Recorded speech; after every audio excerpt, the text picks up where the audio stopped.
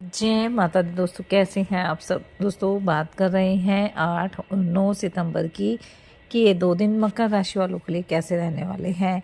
इन 2 दिनों में मकर राशि वालों को क्या खुशखबरी सुनने को मिल सकती है, किन बातों में इन्हें सावधानी रखनी चाहिए।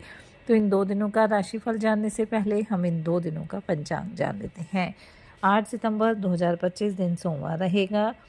आश्विन माह कृष्ण पक्ष की प्रतिपदा तिथि जो रात्रि 9:13 तक रहेगी। उसके बाद द्वितीय तिथि प्रारंभ हो जाएगी। द्वितीय योग रहेगा जो 6:30 तक रहेगा। उसके बाद शूल योग प्रारंभ हो जाएगा। पूर्वा भाद्रपद नक्षत्र रहेगा जो 8:03 तक रहेगा। उसके बाद उत्तरा भाद्रपद नक्षत्र प्रारंभ हो जाएगा। चंद्रमा 2:30 तक कुंभ राशि में फिर मीन राशि में आ जाएंगे। अभिजीत मुहूर्त का समय रहेगा 11:53 से 12:43 तक। राहु काल का समय रहेगा सुबह 7:36 से 9:10 तक। अब बात करते हैं 9 सितंबर की। 9 सितंबर 2025 दिन मंगलवार रहेगा। आश्विन माह कृष्ण पक्ष की द्वितीय तिथि जो शाम 6:31 तक रहेगी। उसके बाद तृतीय तिथि प्रारंभ हो जाएगी। गण योग रहेगा जो 11:58 तक रहेगा। उसके बाद वृद्धि योग प्रारंभ हो जाएगा। उत्तरा भाद्रपद नक्षत्र रहेगा जो 6:08 तक रहेगा। उसके बाद रेवती नक्षत्र प्रारंभ हो जाएगा। चंद्रमा मीन राशि में रहेंगे। अभिजीत मुहूर्त का समय रहेगा 11:53 से 12:43 तक। राहु काल का समय रहेगा दोपहर 3:26 से शाम 5 बजे तक। दोस्तों 7 सितंबर को चंद्र ग्रहण लग रहा है और इसके बाद 21 सितंबर को साल का आखिरी और दूसरा सूर्य ग्रहण भी लगने जा रहा है। और इस दिन पितृपक्ष का आखिरी दिन यानी सर्वपितृ अमावस्या भी रहने वाली है। यानी इस साल जो पितृपक्ष की शुरुआत और समापन दोनों ही ग्रहण से हो रहे हैं। ये चंद्र ग्रहण जो भारत में नज़र आ रहा है, लेकिन जो सूर्य ग्रहण है वो भारत में नज़र नहीं आएगा।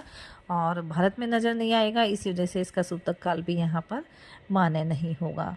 लेकिन पितृपक्ष के दौरान 2 ग्रहण का लगना शुभ संकेत नहीं दे रहा है। और ये आखिरी सूर्य ग्रहण सिंह राशि में लगने जा रहा है और ये आखिरी सूर्य ग्रहण रहेगा। और लगभग 4.5 घंटे की अवधि इस सूर्य ग्रहण की रहने वाली है।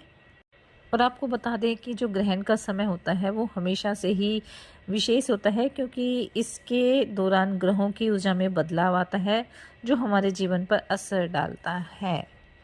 और कहीं ना कहीं ये दोनों ग्रहण ही आपको सावधानी के संकेत दे रहे हैं।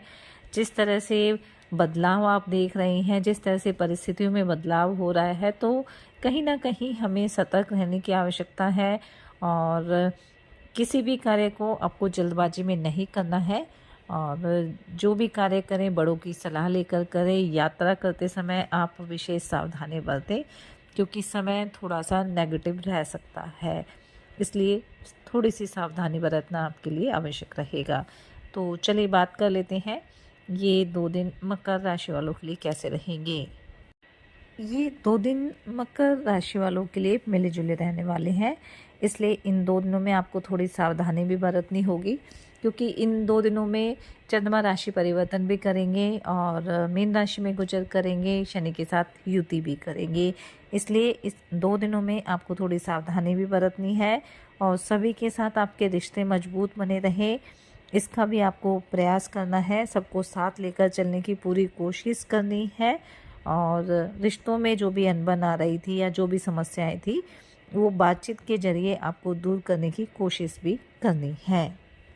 स्वास्थ्य में भी अगर किसी तरह की समस्या चली आ रही है तो उसे लेकर आप सावधानी बरतें, खान पान का ध्यान रखें, योग ध्यान मेडिटेशन करते रहें ताकि आपका स्वास्थ्य हर तरह से उत्तम बना रहे।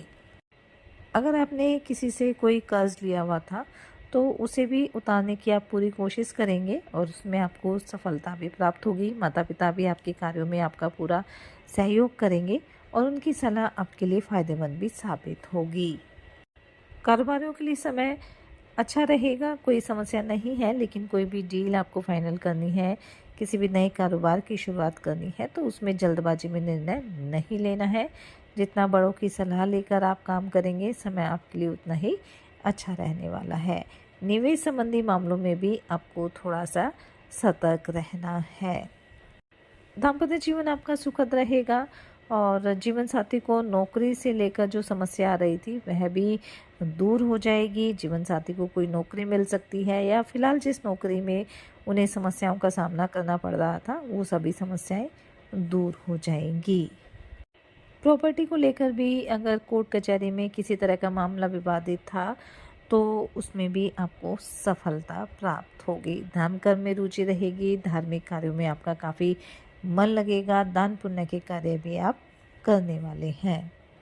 संतान की तरफ से मन प्रसन्न रहेगा, संतान आपकी उम्मीदों पर खरी उतरेगी। आपकी आय में वृद्धि होने की प्रबल संभावना रहेगी, नए नए सोर्सेज आपको मिल सकते हैं। अगर आपने किसी सरकारी योजना में इन्वेस्टमेंट किया था या आप करने की सोच रहे हैं तो आने वाला समय आपके लिए काफ़ी बेहतर रहने वाला है।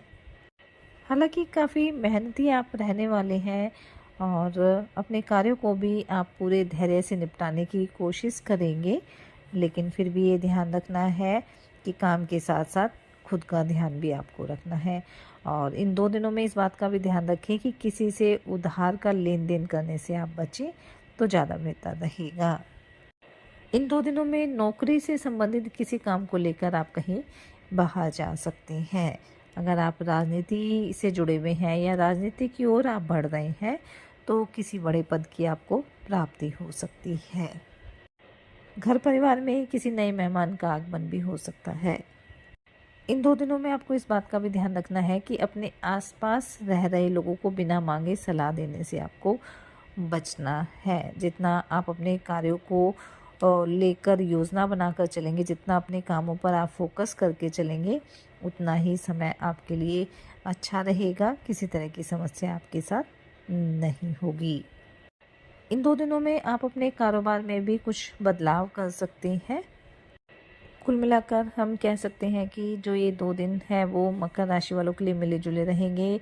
विद्यार्थियों को कोई सफलता इन 2 दिनों में मिल सकती है, थोड़ा सा अपनी संगति का ध्यान रखना होगा। बाकी समय आपके लिए अच्छा रहेगा, इसलिए इस समय का फ़ायदा उठाएं, मेहनत करें, अपने प्रयास जारी रखें। साथ ही सच्चे मन से आप ईश्वर आराधना करें, हनुमान जी और शनिदेव की आराधना करें। हनुमान चालीसा का पाठ आप जरूर करें। श्राद्ध पक्ष चल रहा है तो अपने पितरों से संबंधित जो भी दान और उपाय हैं वो अवश्य करें। उनके निमित्त आप जो भी दान कर सकते हैं उनका श्राद्ध निकालें, क्योंकि पितरों की कृपा दृष्टि से आपके जीवन में सदैव खुशियां बनी रहेगी।